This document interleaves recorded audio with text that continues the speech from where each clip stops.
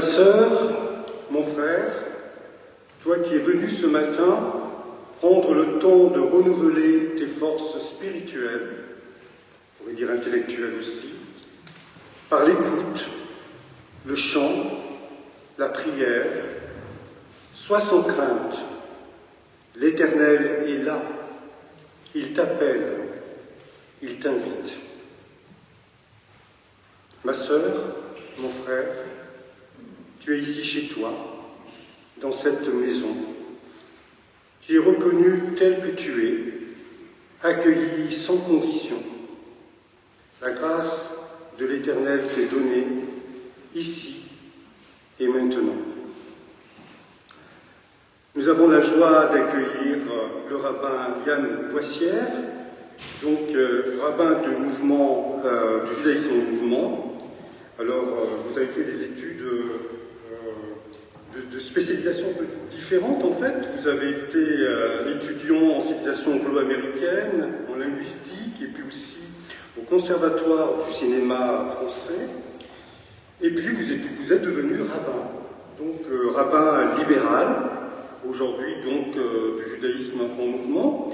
Et vous êtes aussi, parallèlement, président et fondateur de l'association Les Voix de la Paix, qui met en dialogue en fait les convictions religieuses, les convictions républicaines, en tout cas dans le cadre républicain. Voilà, vous intervenez visiblement, parce que je lis dans votre présentation, vous avez un travail de terrain auprès des institutions républicaines, justement, et aussi du monde de l'entreprise. Voilà, vous avez été aussi nommé secrétaire général de l'Institut des hautes études du monde religieux. Vous avez publié beaucoup d'ouvrages, et donc vous savez qu'il y a une librairie. Nous remercions la librairie 7 ici d'être parmi nous. Et vous pouvez trouver 4 derniers ouvrages du rabbin Yann Boissière. Alors je ne sais pas si je l'ai dit en chronologie, mais c'est les 4 derniers ouvrages qui sont présents ici. Le courage croyant, éloge de la loi, heureux comme un juif en France, et le dernier, le devoir d'espérance.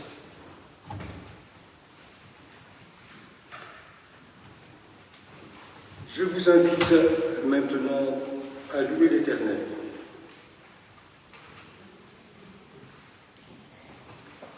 Je te loue de me surprendre quand je suis habitué, de me reprendre et de me prendre quand je suis perdu.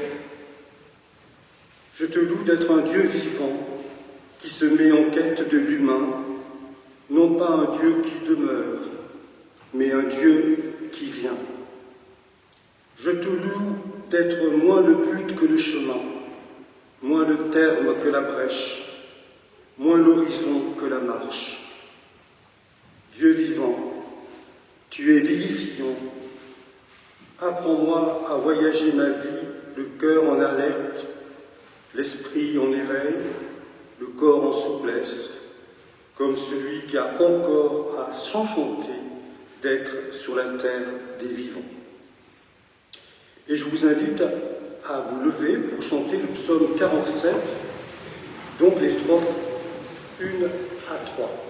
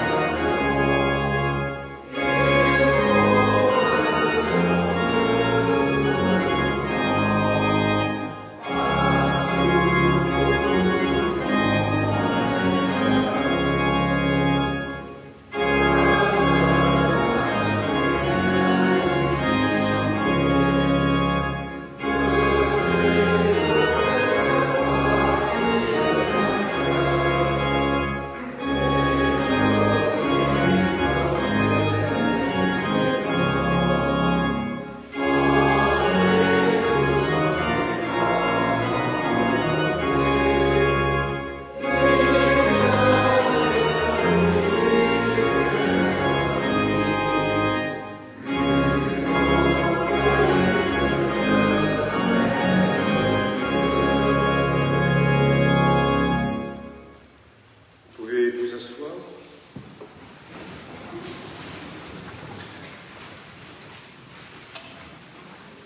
C'est maintenant le moment d'écouter la volonté de Dieu, donc dans le livre d'Isaïe, au chapitre 58 et au verset 6 à 7.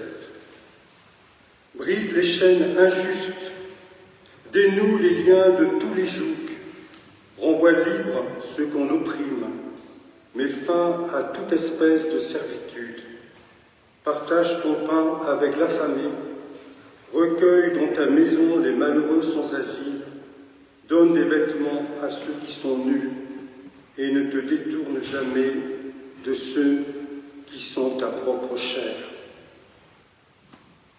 Et dans Marc, au chapitre 12 et au verset 29 à 31, les paroles de Jésus, « Écoute Israël, le Seigneur notre Dieu est le seul Seigneur. Tu aimeras le Seigneur ton Dieu de tout ton cœur, de toute ton âme, de toute ta pensée et de toute ta force.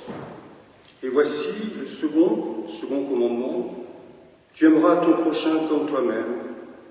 Il n'y a pas d'autre commandement plus grand que cela. » Je vous invite à vous recueillir dans la prière.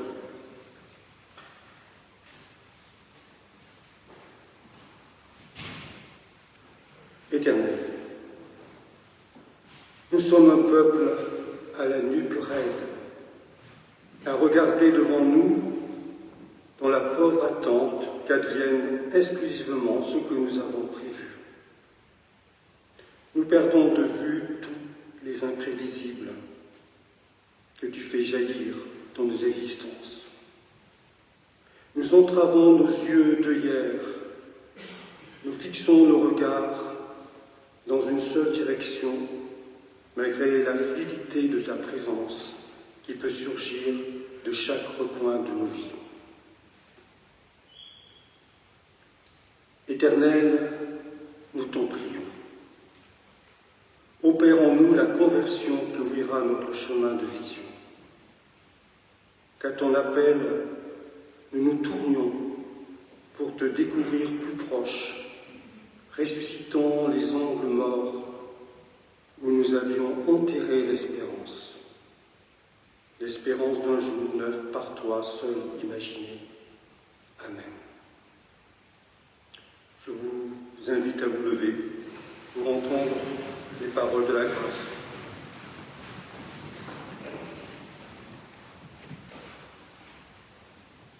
La présence de Dieu descend sur toi. Elle est ta force, elle est ton gardien, elle est ta vie. En même temps que toi, elle s'éveille en ta demeure. Elle t'accompagne quand tu as mal. Elle écoute le cri qui t'étrangle dans la solitude. Elle pardonne quand on te juge. Elle persévère quand tu crois que rien ne vaut la peine. Elle te fait vivre. Amen. Et je vous invite à chanter, donc nous sommes 36, au Seigneur ta fidélité, les strophes 1 et 2.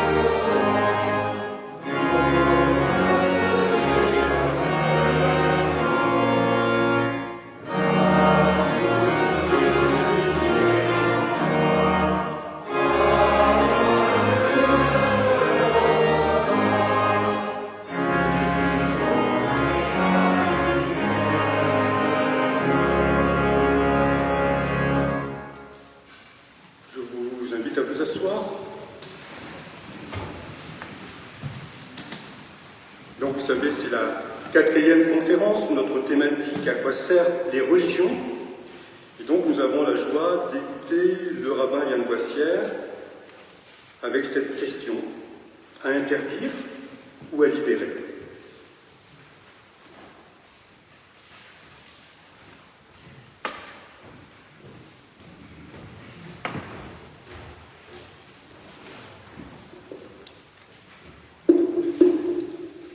Merci, cher Jean-Paul, merci à vous tous de m'accueillir ce matin.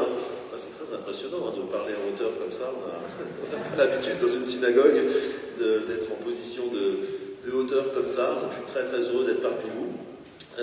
J'aime bien commencer toujours par une blague, enfin un propos liminaire de Shmuel Agnon, vous savez, cet auteur israélien qui a été le premier auteur à avoir le prix Nobel de littérature en 1966. Il dit il y a deux sortes d'orateurs.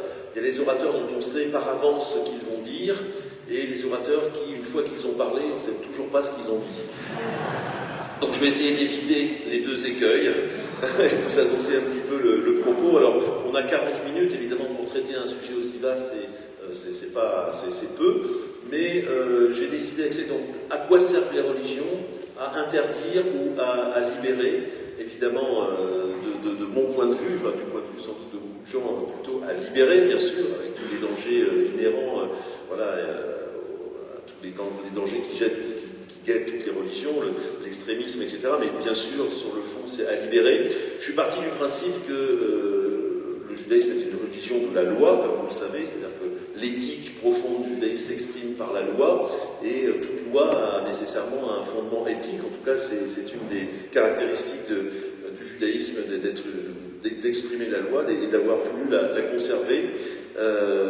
Donc voilà, j'ai plutôt traité le sujet comme le rapport entre loi et liberté. La loi qui pourrait opprimer, qui pourrait effectivement avoir un côté d'injonction, d'interdit, de montrer combien la loi en fait est quelque chose qui libère dans la pensée juive. Et donc je traiterai de 5 ou 6 perspectives sans les traiter malheureusement à fond, mais du rapport entre loi et liberté, de ce rapport un petit peu paradoxal, mais pour montrer combien effectivement pour le judaïsme la loi libère. Alors juste un petit mot sur la liberté, je ne vais pas non plus traiter ça aussi, mais c'est vrai que le mot liberté dans la pensée humaine a considérablement varié. Il y a un très très bel historique de cette notion de loi, de cette notion de liberté chez Hannah Arendt, qui montre que chez les anciens, chez les Grecs, chez les Romains, la liberté n'était pas quelque chose forcément d'intérieur, mais c'était un statut politique. Il y avait des hommes libres qui avaient le droit de faire un certain nombre de choses dans la cité, et puis d'autres qui ne l'étaient pas, donc c'était plutôt un statut extérieur, un statut social et politique. Et c'est seulement sous l'influence du premier christianisme, effectivement, chez Paul, je crois, que naît la liberté comme un sentiment intérieur, comme une possibilité de faire des choses, d'ailleurs possibilité difficile à vivre, je voudrais faire des choses mais je ne les fais pas, ou je fais le contraire de ce que je voudrais faire. Donc cette liberté comme quelque chose d'intérieur qui a été repris par la modernité. Pour le judaïsme, c'est intéressant, enfin il y aurait une étude historique à faire, mais encore une fois ça ne va pas être le propos d'aujourd'hui. Les Juifs, je pense, ont été dans l'histoire, il y a un historien fameux qui s'appelle Shlomo Pines, qui a été un immense érudit, qui a étudié cette question, qui dit que c'est dans le judaïsme qu'a migré cette notion personnelle et spirituelle de loi, qui l'a fait migrer au Moyen-Orient. Il y a cette notion de liberté très forte dans le judaïsme, de libération. Vous savez, dans les lectures quotidiennes de la Bible, on lit en ce moment justement les passages où le peuple hébreu se libère de la tyrannie égyptienne. Donc voilà, c'est une saga de liberté que celle du peuple hébreu, la traversée de la mer Rouge, et un signal éternel envoyé à tous les tyrans de toutes les époques et de toutes les latitudes, à savoir que le faible peut se libérer du fort, donc vraiment un message de libération, mais dans un sens différent. C'est plutôt la libération politique, c'est plutôt la libération collective, plutôt encore que ce sentiment de liberté qui va être repris beaucoup dans le christianisme, et ensuite par la liberté, avec le summum Jean-Jacques Rousseau, qui fait de la liberté même plus une question de possibilité humaine, de libre arbitre, mais simplement l'essence même de l'homme, ce qui peut-être d'ailleurs pose peut-être problème pour notre modernité qui ne sait plus sortir de cette liberté absolument infinie, mais c'est une autre question. Le plan que je vais adopter, je vous disais, dans un premier temps, je vais vous proposer 5 ou 6 perspectives qui placent la loi comme quelque chose qui libère et non pas comme quelque chose qui interdit. Alors justement, sur cette notion de liberté moderne, une première étincelle que j'ai envie de développer, c'est l'idée que pour nous modernes, on aborde la question de la loi, la question de la restriction, la question éventuellement de l'interdiction, comme une réduction justement de la liberté. Jean-Jacques Rousseau a tellement bien travaillé qu'il nous a persuadé que notre essence profonde, c'était la liberté, qu'il y avait une couverture pratiquement totale entre l'homme et l'humanité et la liberté. Et donc tout ce qui vient la restreindre, évidemment, ne convient pas à nos consciences modernes, voire post-modernes. Mais là aussi, c'est pas une illusion culturelle, c'est un fait de l'histoire culturelle simplement, mais pour bien comprendre pourquoi la loi était éventuellement vécue comme désirable dans l'Antiquité, et en particulier dans le judaïsme, qui dit la loi restaure l'âme, la loi est du miel dans la bouche. D'ailleurs, c'est quelque chose contre lequel s'est opposé Saint Paul, mais pour le judaïsme, la loi est quelque chose d'essentiellement doux. Eh bien, il faut partir d'une perspective inverse. Il ne faut pas partir d'un champ immense qui serait la liberté, qui serait réduit par les injonctions et par les interdictions, mais précisément d'une situation première qui est celle de la terreur du monde. Le monde est terrifiant, le monde est parcouru de forces terrifiantes. La force de Dieu est terrifiante et écrase tout sur son passage. C'est justement dans les psaumes, il y a de nombreuses descriptions de cet état de fait. Les montagnes bondissent comme des chevreaux, les rivières sortent de leur lit. Voilà, donc il y a cette notion, cette terreur première de l'homme qui a bien disparu en nous, parce qu'on vit dans des milieux complètement policés, dans des milieux urbains où on s'est protégé de multiples bulles culturelles. Donc ce contact premier avec le côté éventuellement terrifiant, terrible de la nature, nous ne l'avons plus. Mais c'est dans ce contexte-là qu'il faut comprendre le fait que le don de la loi vient humaniser l'humanité, vient adoucir justement cette terreur première, vient poser des cadres de confiance. Et donc pour la mentalité antique, pas seulement juive, mais simplement dans tous les peuples de l'Antiquité, la loi, la notion qui est effectivement peut-être une restriction de l'expérience humaine, est quelque chose de profondément apaisant. Et ça, c'est vrai qu'on l'a un petit peu oublié dans nos consciences postmodernes. On a tendance encore une fois à voir la loi comme quelque chose qui réduit, qui interdit, qui vient nous contraindre. Mais en fait, si on a une vision plus large de la situation première de l'homme dans le monde, dans l'univers, alors finalement cette loi effectivement vient plutôt nous rassurer, vient plutôt poser un cadre rassurant qui nous évite de disparaître sous la force terrifiante du monde. Ça, c'est une première perspective, je trouve, assez intéressante. Alors après, d'où vient dans le judaïsme ce tropisme pour la position normative? On sait très bien que le premier christianisme s'est dégagé justement de la notion de loi au nom d'un enseignement que, évidemment, on a appelé ensuite l'enseignement du mépris, parce qu'il n'était peut-être pas tout à fait de bonne foi, enfin il n'a pas toujours été en tout cas. Eh bien, il faut le venir pour ça au tout début de la Bible. Ça, c'est vraiment profondément ancré dans la tradition hébraïque. La première chose, la première grande leçon, c'est que le langage précède l'être, en réalité. Et la loi ne fait que tirer cette précédence du langage sur l'être. Pour bien comprendre et pour bien positionner cette culture de la vision hébraïque, on peut la comparer à la vision grecque. Et c'est très intéressant d'ailleurs parce que les deux traditions ont nourri finalement l'histoire culturelle occidentale. Pour les Grecs, ce qui est premier, c'est l'être justement, c'est la puissance de l'être, la prégnance de l'être. Peut-être qu'on peut avoir d'ailleurs ce sentiment quand on va dans les îles grecques et qu'on voit l'intensité de la lumière, ce bleu de la mer, etc. Les Grecs avaient été frappés par cette intensité de l'être qui s'appelle la beauté. La beauté pour les Grecs, c'est cette présence de l'être. Et donc, l'être peut facilement, je dirais, être écrasant, et il faut trouver un petit moment de recul pour pouvoir le qualifier. C'est ce que Platon appelle la scolée. La scolée, c'est ce temps d'arrêt où l'homme est saisi, alors soit par une situation d'injustice, soit par une sensation d'émerveillement, etc. En tout cas, dans ce petit millimètre de recul, il y a la position culturelle face à la prégnance de l'être. Alors, une fois que ce petit millimètre de recul est acquis, la philosophie peut commencer. On commence à qualifier les choses, des substances, des accidents, des choses nécessaires, des choses qui sont circonstancielles, etc. Et la philosophie naît de ce temps d'arrêt, de cette scolée, Taumatzheim, comme on dit en hébreu. Il y a des très belles pages de la Arendt de Scazi, le fait de s'étonner que les choses soient ce qu'elles sont. Mais encore une fois, la référence première, c'est que les choses sont, et après on essaye de les qualifier par ce petit millimètre de recul, on commence à instaurer de la pensée et un dialogue avec cette prégnance de l'être. Dans le judaïsme, et là j'en reviens à la vision, c'est la vision et la parole est première, et l'être est simplement quelque chose qui essaye simplement d'être à la hauteur de la parole. Dans l'un des premiers versets, on dit « la parole de Dieu voltait au-dessus de la surface des eaux ». C'est ça, je veux dire, il y a cette parole qui est en surplomb, et l'être essaye simplement d'être à la hauteur de ce qui devrait être. En fait, pour simplifier, on peut dire que ce qui devrait être précède ce qui est. Et ce qui est essaye constamment de se hisser à la hauteur de ce qui devrait être.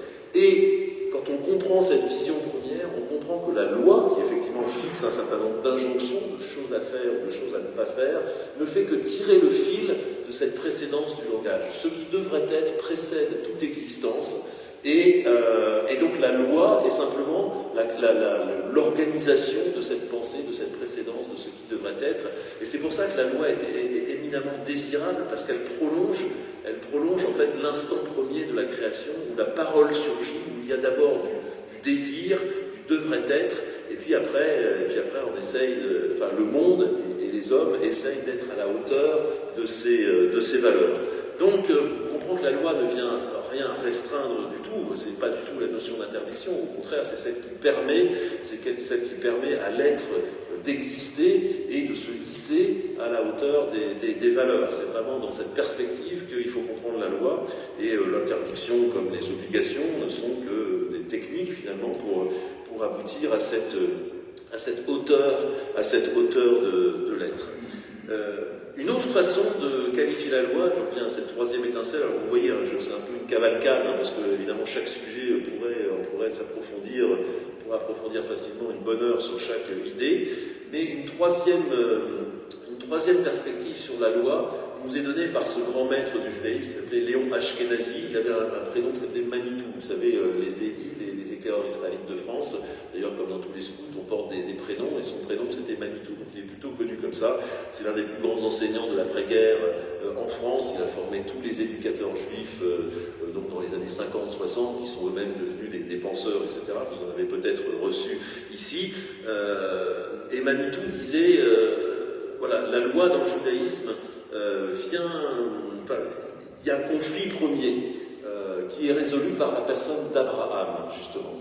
Il part d'une position théorique en disant que, quelque part, la loi est supérieure à l'homme, parce que l'homme est essentiellement un être changeant, un être perclus de désirs contradictoires, qui manque de colonne vertébrale, qui manque de continuité dans ses actes, etc. Et donc la loi, effectivement, vient poser quelque chose de rigide, quelque chose de droit, quelque chose de juste, de beaucoup plus puissant que simplement le relativisme humain, on va dire. D'un autre côté, l'homme est quand même supérieur à la loi, parce que la loi, c'est justement une étroite logique, effectivement, qui dit tu fais ceci, tu fais cela, qui ne prend pas en compte la diversité des situations, on n'entre pas trop dans la nuance, et l'homme, du fait justement peut-être de sa faiblesse, mais aussi de sa capacité à pouvoir s'adapter, Phronésis aurait peut-être dit à Aristote, cette capacité à juger du moment, du kairos, du bon moment dans les situations, et d'être un petit peu subtil, arrive justement par ce relativisme aussi à évoluer dans les situations.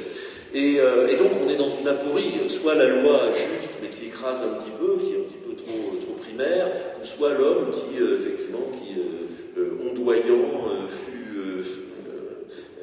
et n'arrive pas forcément à être à la hauteur de ce qu'on attend de lui. Et Manitou dit que ce dilemme d'écrasement possible de la loi chez l'homme a été résolu par Abraham, parce qu'effectivement, le choix apparemment était d'obéir donc à une logique mais froide qui aurait écrasé l'humain. Mais Abraham a compris dans sa chair et dans sa vie que la loi en fait était l'expression du désir de Dieu pour le monde.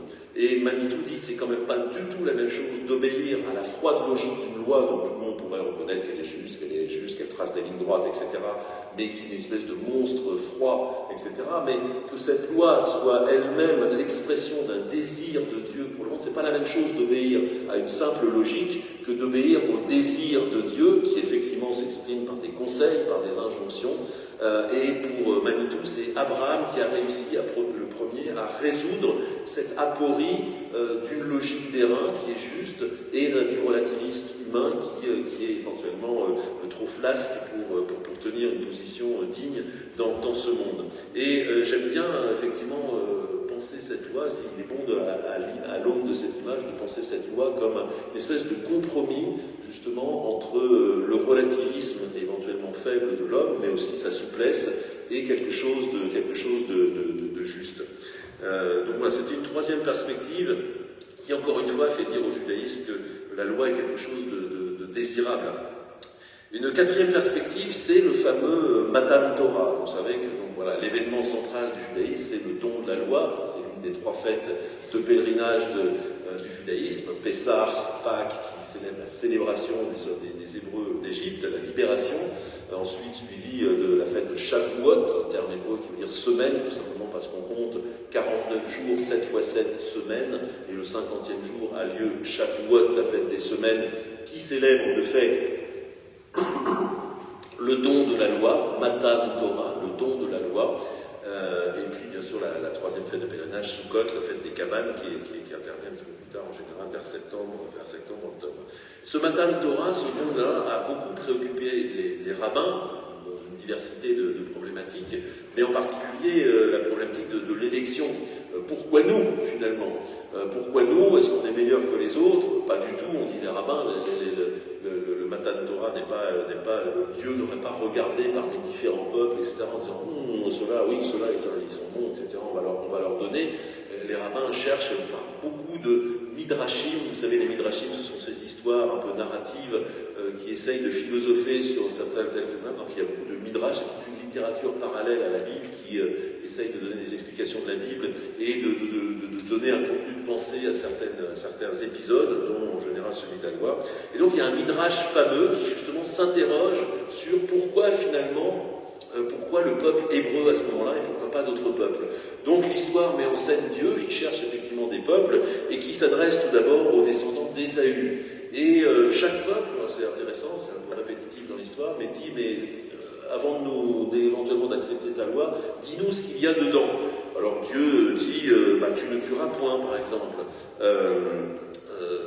Alors, l'histoire est un peu apologétique, vous allez dire, elle est un petit peu orientée, évidemment, mais elle cherche sincèrement à penser l'universalité de la loi et le fait que ce n'était pas le peuple juif qui était visé spécialement, la loi était proposée à différents peuples.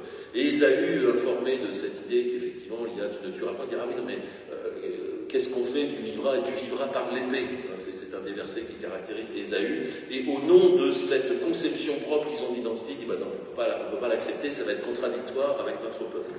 Donc Dieu se retourne vers, cette fois-ci, les Moabites, autres peuples de l'époque, qui étaient présents sur le territoire jordanien aujourd'hui, on dirait. Et même chose, les Moabites disent d'accord, mais qu'est-ce qu'elle contient ta loi?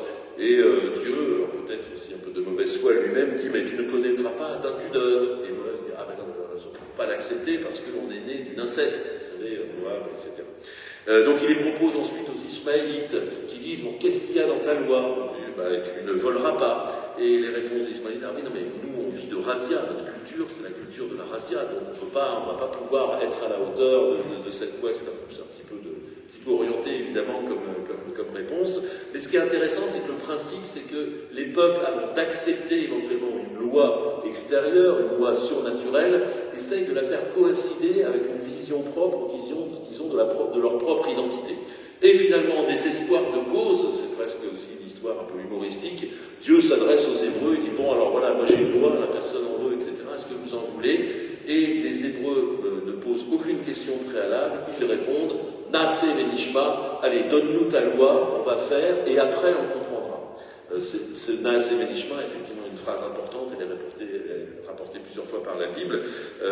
Mais alors, ce qui est très intéressant, c'est que, c'est ce qu'on a fait la culture rabbinique, c'est que le peuple hébreu finalement n'a pas une idée préconçue de ce qu'il doit être, Et il voit la loi non pas comme devant coïncider avec une identité préalable dont ils ont une vision fixe et définie, mais ils acceptent la loi comme un projet. Ok, on ne sait pas trop ce qu'elle contient, mais on va essayer de l'appliquer, et dans l'application des choses, on comprendra et on entendra des choses. C'est aussi une sorte d'inversion de la pensée cartésienne qui cherche d'abord à définir, à savoir exactement ce que sont les choses avant de les appliquer au réel. C'est vrai qu'il y a une sorte de pragmatisme fondamental dans la pensée hébraïque qui compte sur la dimension pratique pour faire émerger des choses théoriques. En tout cas, c'est un dialogue entre les deux dimensions. Et je trouve que ce midrash est assez profond. D'abord, il est intéressant parce qu'il cherche à penser l'université de la loi et à se dégager cette idée du peuple élu. Très important de préciser que la notion de peuple élu n'existe pas en hébreu. L'expression ne se trouve nulle part dans la Bible. C'est quelque chose qui a été surimposé par le catholicisme. Il n'y a pas de peuple hébreu, il n'y a pas de peuple élu. Il y a un don.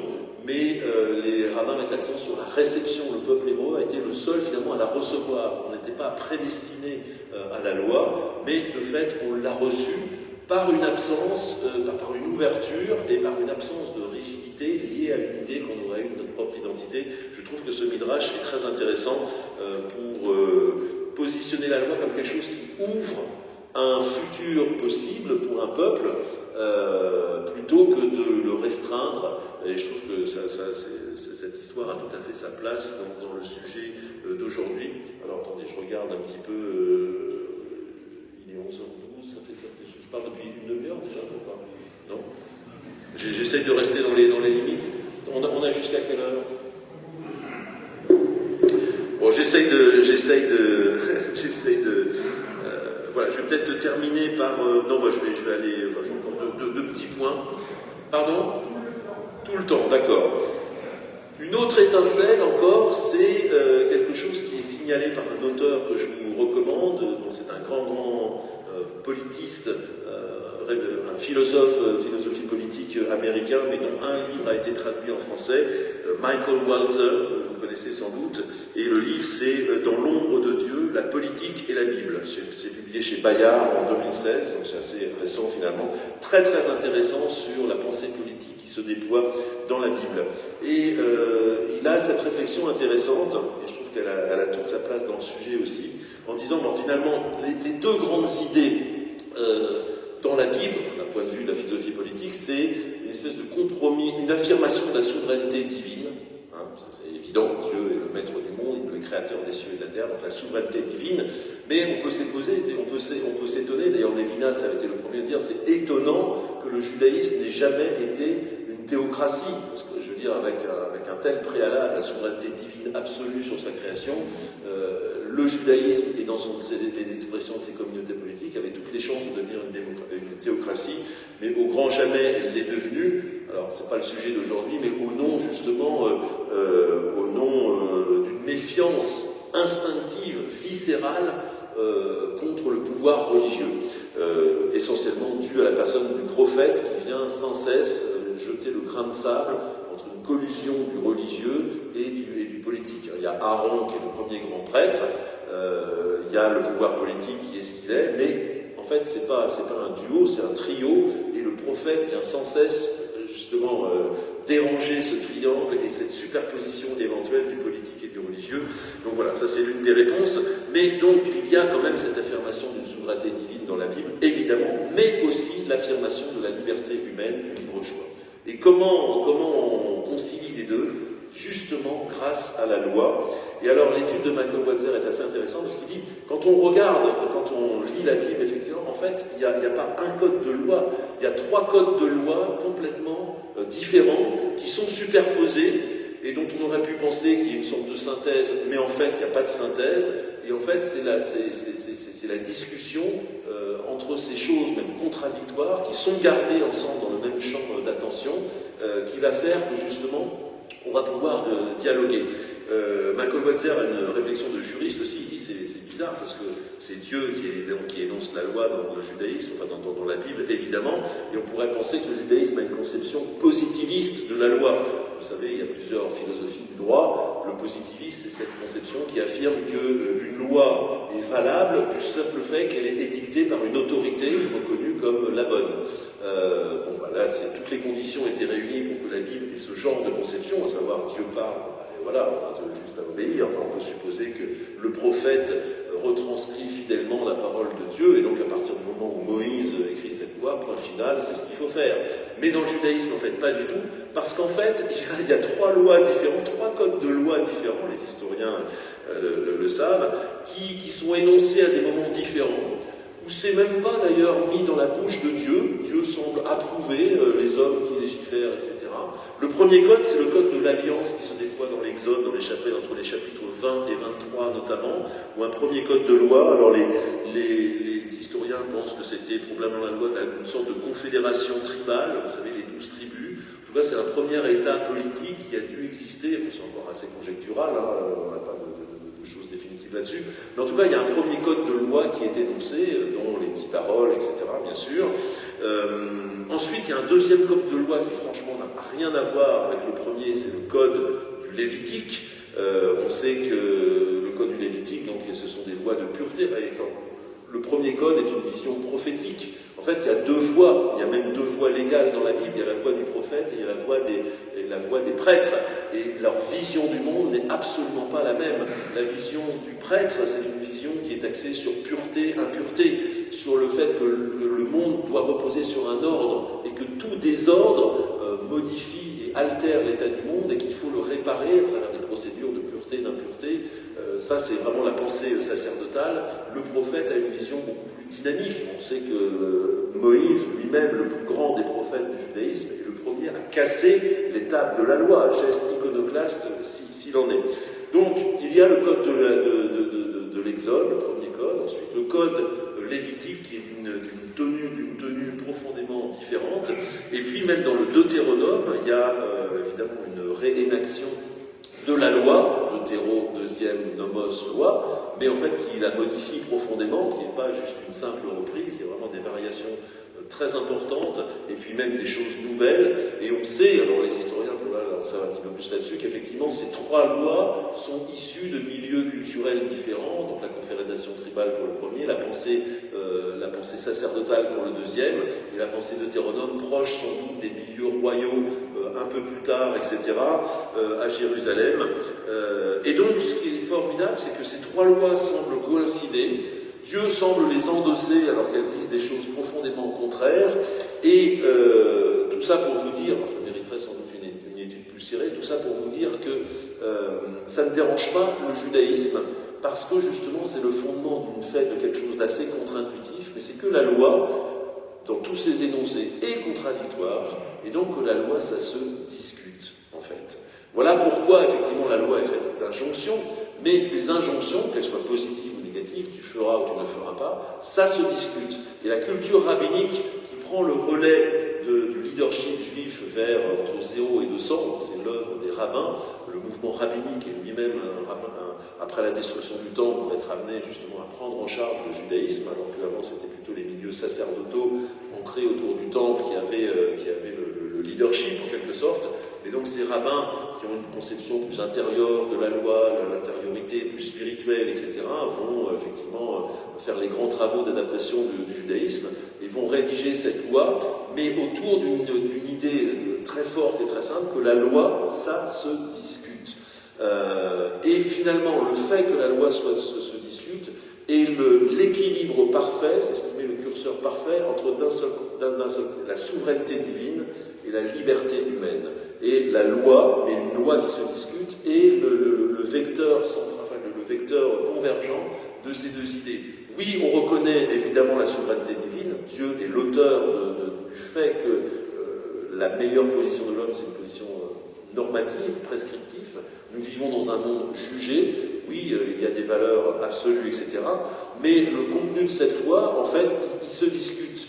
Et ce n'est pas la liberté humaine seule, c'est la convergence des 2 qui fait qu'il y a une loi qui est rédigée, mais cette loi se discute et continue d'être discutée. On le sait très bien, j'appartiens à un mouvement libéral, et dans le judaïsme, on en parlait avec Jean-Paul initialement, etc.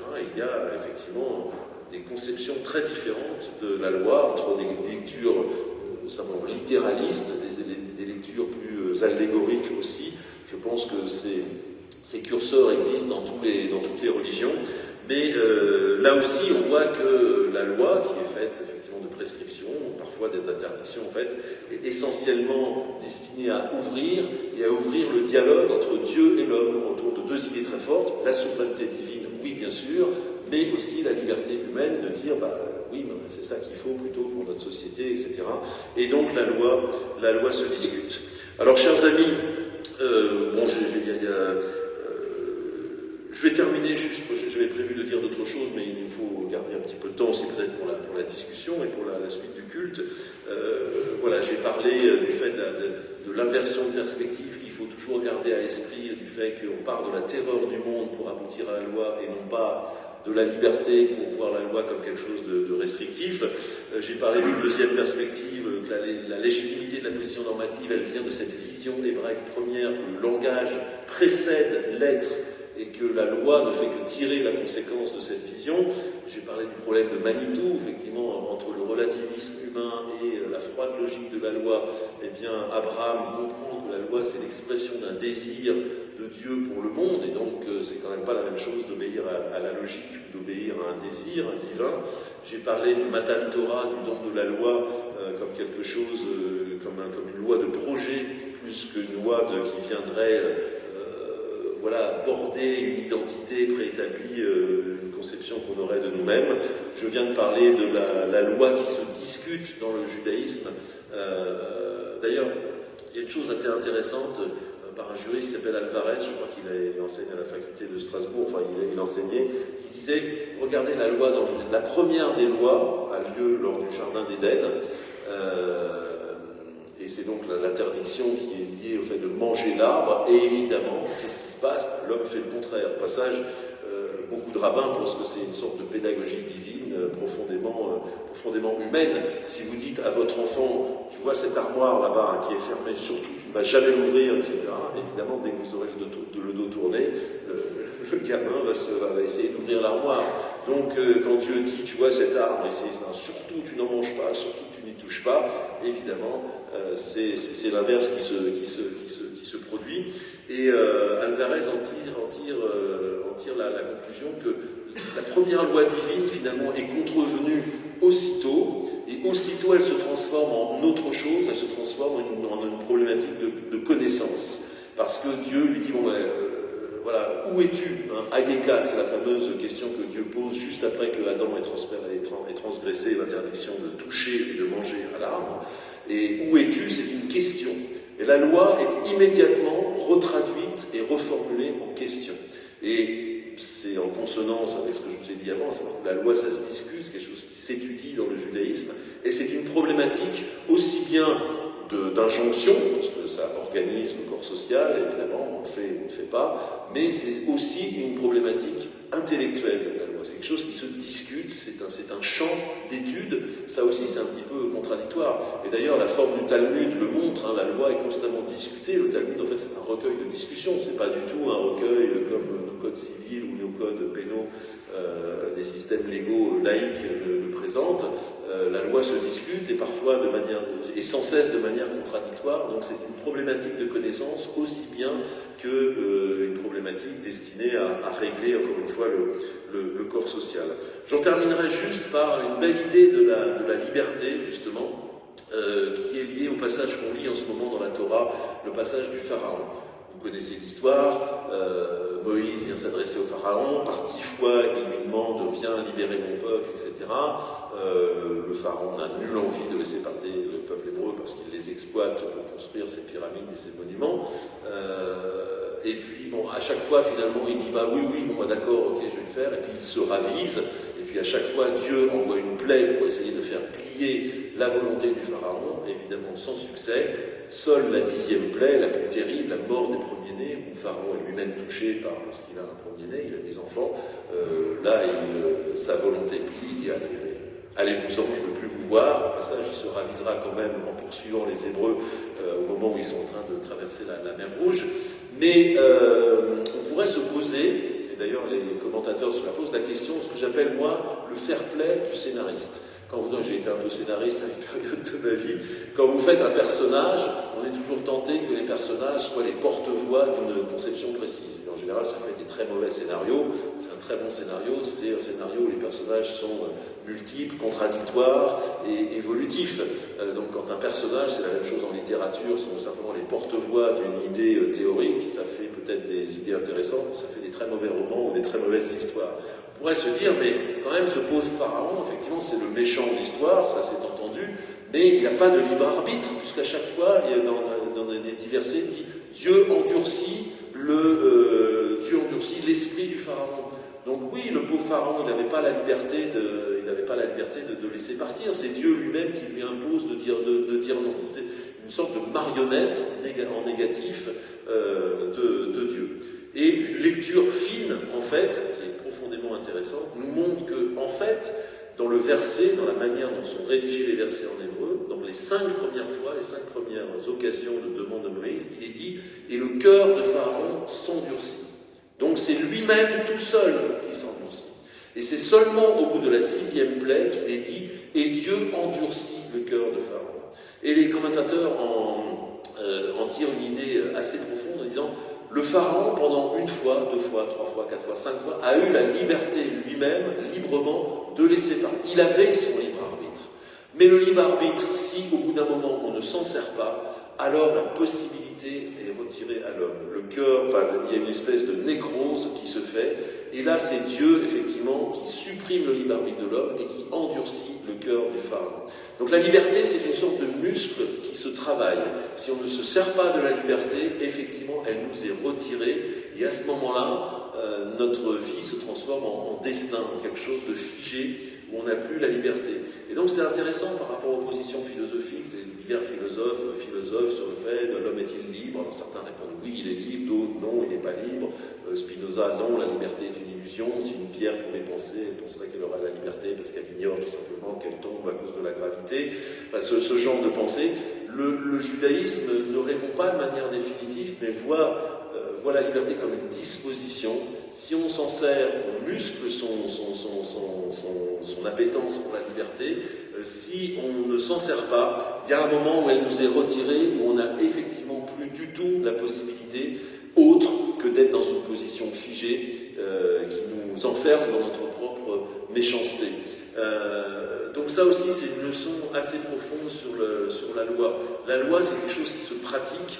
Bien sûr, elle est composée d'interdictions et d'obligations, mais elle dépend évidemment de la bonne volonté humaine et d'une espèce d'adhésion qui fait vivre la loi. La loi tout seul, c'est rien. Elle peut être une chose terrible, c'est bien entendu, mais profondément, elle libère. D'ailleurs, il y avait cette belle phrase de Lacan qui dit « La crainte de Dieu libère de toutes les autres craintes ». Je trouve que c'est un résumé presque... c'est presque une conclusion parfaite de notre sujet. Oui, il y a une allégeance à Dieu, il y a cette souveraineté divine, mais d'abord la loi, ça se discute entre hommes et femmes, et c'est quelque chose qui effectivement, parce qu'elle nous projette aussi dans la discussion avec notre prochain, elle reste profondément humaine, et en ce sens, elle libère. C'est ce que j'ai essayé modestement de montrer à travers cet exposé, je m'en excuse, un peu trop cursif, mais voilà, j'espère un petit peu convaincant quand même.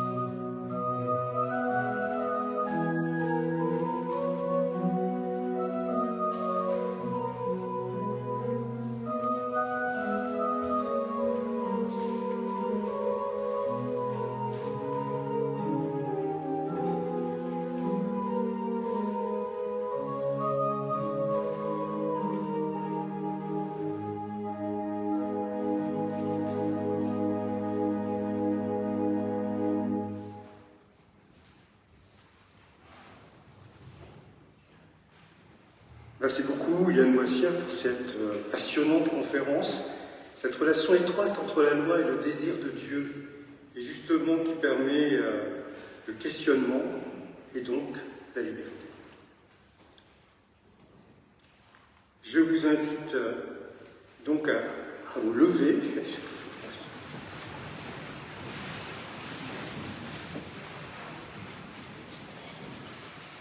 Pour écouter, et vous pouvez lire aussi, la confession de foi des remontrants, des réformés libéraux des Pays-Bas.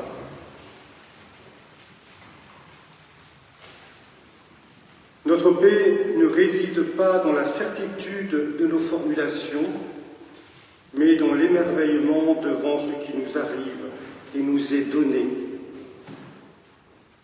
Notre destinée ne réside pas dans l'indifférence et la gravité, mais dans la vigilance et la solidarité à l'égard de tout ce qui vit. L'accomplissement de notre existence ne vient pas de ce que nous sommes et de ce que nous possédons, mais de ce qui dépasse infiniment nos capacités de compréhension. Conduits par ces convictions, nous croyons en l'Esprit de Dieu. Il surmonte ce qui divise les gens. Il les attire vers ce qui est saint et bon, pour qu'ils louent et servent Dieu en chantant, en faisant silence, en priant et en agissant. Nous croyons en Jésus, un homme rempli de l'Esprit. Il est le visage de Dieu qui nous regarde et nous remue. Il a aimé les êtres humains et il a été crucifié, mais il vit au-delà de sa propre mort, de notre mort. Il est pour nous un exemple béni de sagesse et de courage. Il rapproche de nous l'amour éternel de Dieu. Nous croyons en Dieu l'Éternel. Il est amour insondable, le fondement de notre existence. Il nous montre le chemin de la liberté et de la justice et nous appelle à un avenir de paix. Bien que faibles et vulnérables, nous nous croyons appelés solidairement avec le Christ et avec tous ceux qui croient à former une Église qui soit signe d'espérance, car nous croyons dans l'avenir de Dieu et du monde. La patience divine nous offre du temps pour vivre, pour mourir et pour ressusciter dans le royaume qui est et qui vient. Dieu y sera pour l'éternité, tout en tous. À Dieu soit la louange et l'honneur dans le temps et l'éternité. Amen.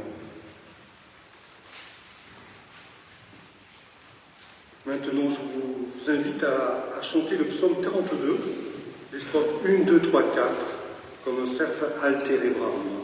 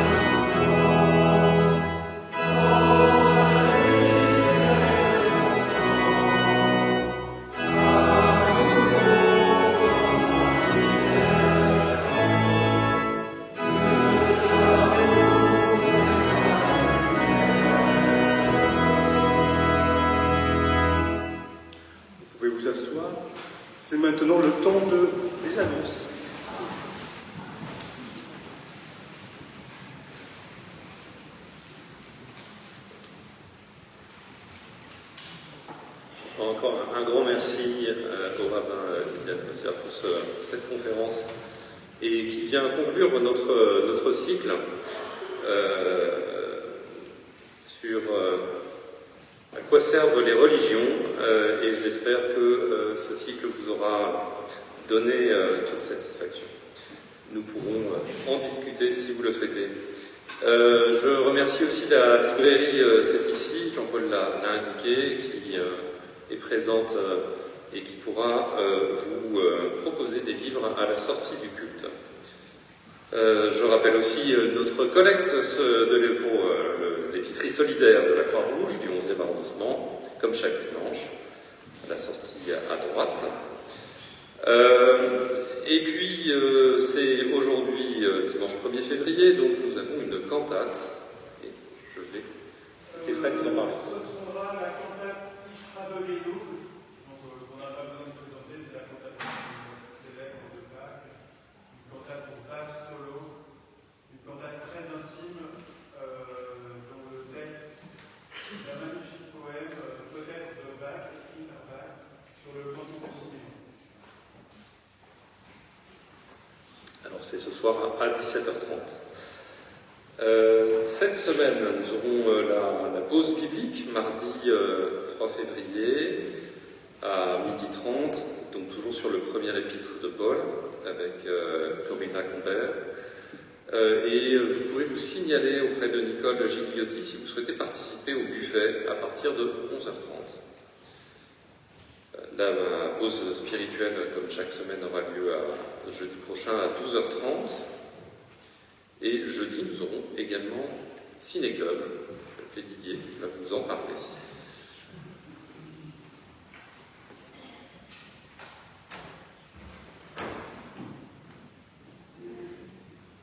Oui, bonjour à toutes et à tous. Donc jeudi, suite du cycle de christianisme au cinéma, projection 19h45, précédé d'un encas pour ceux qui veulent à 19h. Donc le film s'appelle Le ciel nous regarde. Je ne suis pas sûr du titre parce que je crois que le film est inédit en France. Le titre anglais c'est Heavens Above. C'est un film britannique de John et Roy Bolting avec Peter Sellers. C'est une comédie. C'est l'histoire d'un pasteur anglican qui applique les principes de l'évangile dans son ministère, ce qui crée énormément de complications dans la paroisse et dans la hiérarchie. Voilà. Donc jeudi 19h45, précédé de l'encas à 19h au deuxième étage. Merci. Alors je voudrais vous dire aussi un mot d'une soirée musique, littérature et peinture qui se tiendra vendredi prochain, le 6 février à 20h, et donc qui est organisée par Elisabeth Gillet et Quentin Blumenroder, avec la présence de Victor Laszlo, chant en littérature, Léonore de Recondo, qu'on avait reçu ici pour une conférence, pour du violon et de la littérature, Marie Cellier, littérature, Elisabeth à l'orgue et au clavecin, et puis la présence aussi de Cécile Humeau, Fusain. Voilà, il y a une petite flyer à l'entrée du culte pour ceux que ça intéresse. Alors ensuite nous aurons samedi la réunion d'Évangile et Liberté à 10h30 autour de l'ouvrage de Laurent Ganubin, La liberté de la foi. Et samedi également les éclaireurs et éclaireuses, les éclaireuses et éclaireurs du FSA, du Faubourg Saint-Antoine, que nous accueillons ici, organisent leur fête. Et alors ils nous ont dit de vous dire qu'elle était ouverte à tous. Elle est indiquée comme commençant à 19h30 dans le journal de l'unité. C'était l'information que vous avez donnée, mais en fait ils vont démarrer à 18h dans la salle du 2e par une projection des diaporamas de leur camp. Et puis voilà, ça va s'enchaîner. Vers 19h ils envisagent un buffet, et puis après des temps de jeu et un peu des danses, etc. Donc voilà, vous êtes les bienvenus si vous avez envie de venir les rencontrer. Dimanche, nous aurons école biblique, dimanche matin, et un culte. Alors peut-être faudrait-il aussi que j'annonce que samedi après-midi, il y a une projection aussi d'un film qui est organisé pour les pré-cathés par Serge. Et donc ça a lieu l'après-midi. Bon, j'imagine qu'il les a informés, mais je vous l'indique. Un film sur Luther, si ma mémoire est bonne. Et donc dimanche, l'école biblique, et puis le culte de dimanche sera présidé par le pasteur Georges Letellier, qui nous vient de Poissy. Voilà, alors j'ai l'impression qu'il y a d'autres annonces.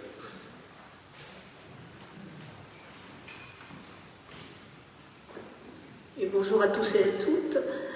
Donc je vous annonce, comme les dimanches précédents, que le dimanche 15 février à 15h, dans le cadre d'une rencontre de l'association La Réveillée, à laquelle j'appartiens, et vous pourrez m'interroger si vous voulez en savoir plus, il y aura une vidéoprojection du récit compté du siège du Mas d'Asile, qui se situe en Ariège, en 1625, donc il fêtait l'année dernière les 400 ans du siège, par les troupes du maréchal de Témime, envoyées par Louis XIII contre un affreux bastion protestant. Donc voilà, 15 février, 15h, vous êtes les bienvenus. Il y aura une corbeille à la sortie pour les gens qui voudront laisser quelque chose en participation. Merci.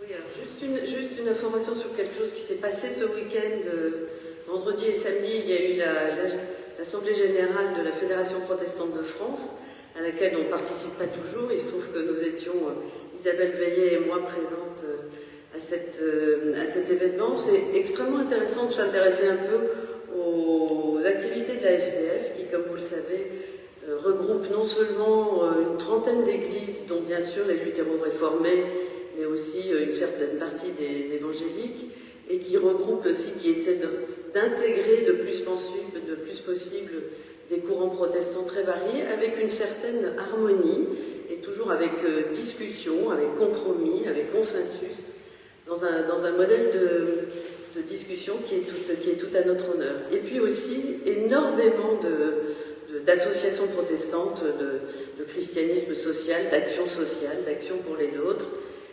Moi, personnellement, j'ai été très très impressionnée de la qualité des travaux qui nous ont été présentés, du dynamisme global de cette fédération, de l'enthousiasme général qui y régnait, et du sérieux des travaux. En particulier, hier, on nous a présenté un rapport extrêmement intéressant sur l'incongruité de genre, c'est-à-dire l'accueil des personnes transgenres dans nos communautés, qui a vraiment été d'un sérieux incroyable, avec énormément d'auditions, de beaucoup de parties prenantes sur ce sujet.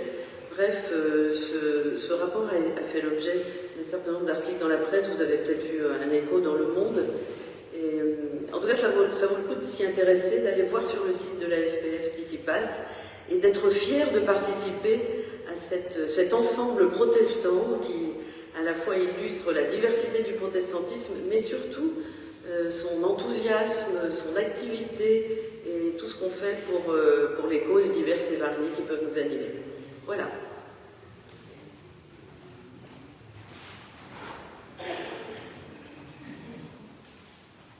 Bonjour à tous. Très vite, parce qu'il y a déjà eu beaucoup d'annonces et un peu plus marginal, je voulais vous rappeler que le 4 février, c'est-à-dire mercredi prochain, c'est la journée de la fraternité. Et dans ce cadre, le GAIC, le groupe d'amitié islamo-chrétienne, auquel vous savez j'appartiens, organise une petite manifestation qui consiste en la projection d'un film sur le secret de l'île Sainte-Marguerite, qui est une des îles de l'Érins, au large de Cannes, dans laquelle ont été détenus des dignitaires algériens à la suite donc de la conquête de l'Algérie par la France, et qui sont morts de manière tout à fait anonyme, et dont les sépultures, qui ne sont pas des sépultures, qui sont simplement la marque de leur présence, ont été redécouvertes, et où un grand artiste algérien qui s'appelle Rachid Kolechi, et qui a d'ailleurs réalisé le cimetière d'Amouage, se propose de réaliser une œuvre.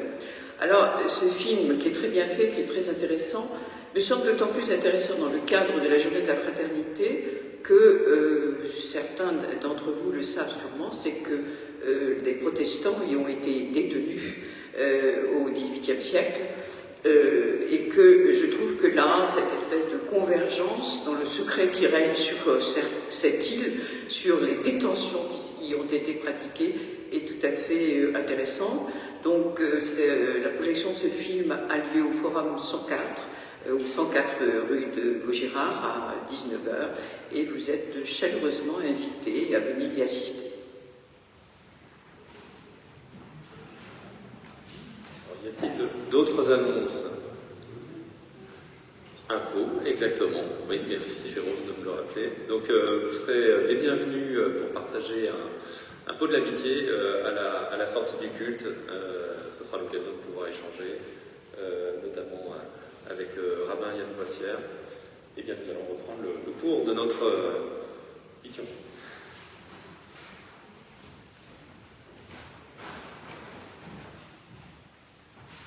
Comme vous le savez, c'est le moment de l'offrande, libre et joyeuse. Avec musique.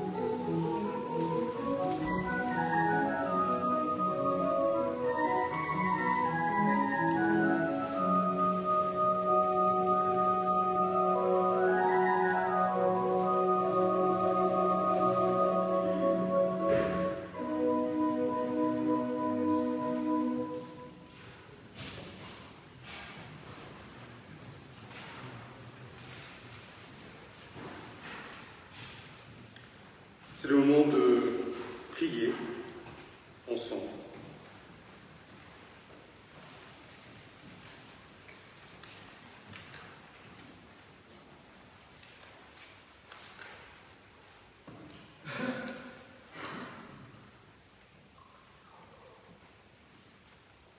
Éternel, nous te confions tous ceux qui travaillent pour la paix et la justice, qui luttent contre le racisme et l'antisémitisme, qui luttent contre toute forme de violence.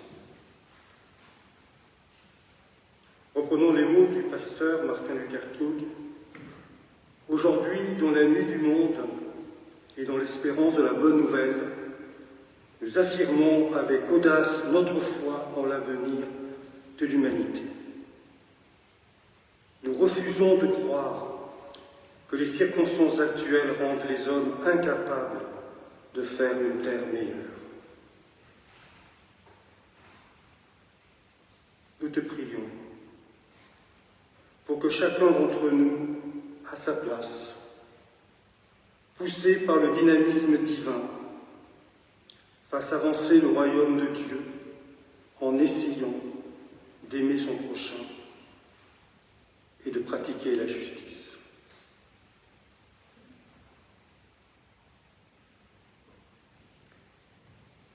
Je vous invite à prier de notre Père tel que Jésus nous a enseigné, à voix haute ou dans le secret de notre cœur.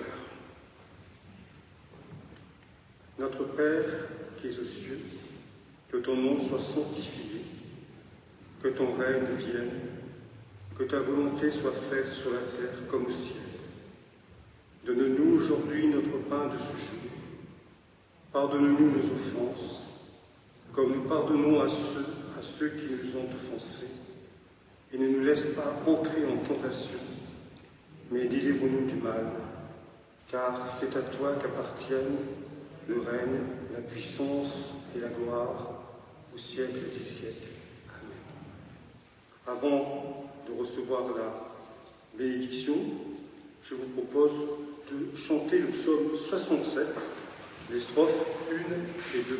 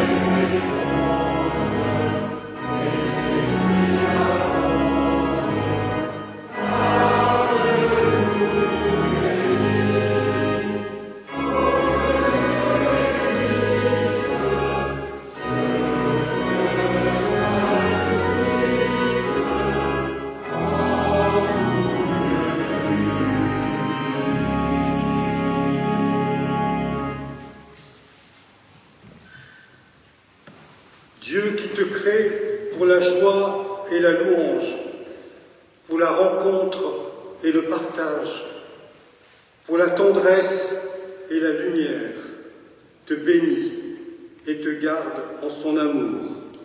Amen.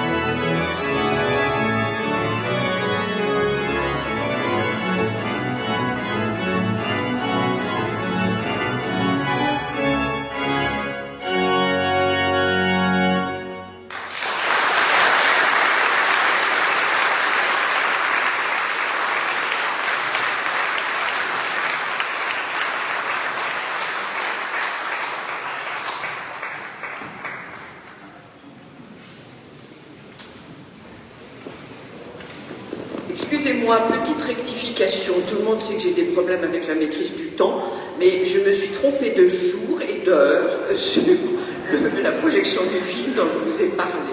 Et ça n'est pas jeudi, mais c'est vendredi à 18h30. Voilà, avec toutes mes excuses.